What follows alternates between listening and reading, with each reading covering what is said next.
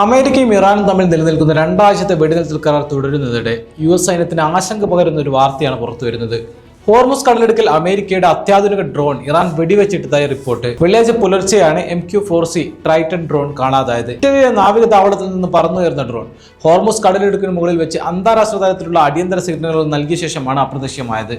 Flight tracking വിവരങ്ങൾ പ്രകാരം 52,000 അടി ഉയരത്തിൽ പറക്കുകയായിരുന്ന ഡ്രോൺ പെട്ടെന്ന് ഇറാൻ ലക്ഷ്യമാക്കി നീങ്ങുകയും നിമിഷങ്ങൾക്കുള്ളിൽ 10,000 അടിയിലേക്ക് താഴുകയുമായിരുന്നു.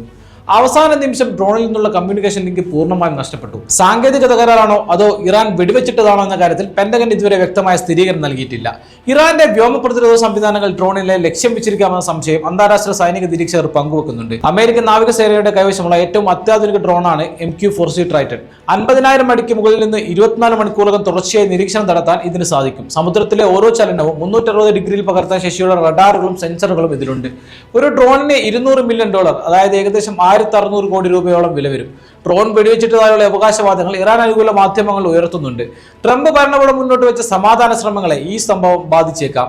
അമേരിക്ക ഇറാനുമായി ചേർന്ന് ഹോർമുസ് കടലിടുക്കിൽ സംയുക്ത സുരക്ഷാ സംവിധാനം ഏർപ്പെടുത്താനും ഇറാന്റെ ആണവാവശിഷ്ടങ്ങൾ നീക്കം ചെയ്യാനും ആലോചിക്കുന്നതിനിടയിലാണ് ഈ ആഘാതം. ഡ്രോൺ മനഃപൂർവ്വം വെടിവെച്ചിട്ടതാണെന്ന് തെളിഞ്ഞാൽ വെടിനിർത്തൽ കരാറിൽ നിന്ന് അമേരിക്ക പിന്മാറാനും വീണ്ടും ശക്തമായ ബോംബാക്രമണങ്ങൾ തുടങ്ങാനും സാധ്യതയുണ്ട്. ഏപ്രിൽ 7-ന് ഇറാന്റെ കേശം ദ്വീപിന് മുകളിൽ വെച്ച് അമേരിക്കയുടെ MQ-9 റീപ്പർ ഡ്രോൺ വെടിവെച്ചിട്ടതായി ഇറാൻ അവകാശപ്പെട്ടിരുന്നു. ഇതിന് പിന്നാലെ ട്രൈറ്റൺ കൂടി കാണാതായത് മേഖലയിലെ ഇസ്രായേൽ അടക്കമുള്ള സഖ്യകക്ഷികൾക്കിടയിൽ വലിയ ആശങ്കയുണ്ടാക്കുന്നു. കാണാതായ ഡ്രോണിനായുള്ള തിരച്ചിൽ US നാവികസേന ഊർജിതമാക്കിയിട്ടുണ്ട്.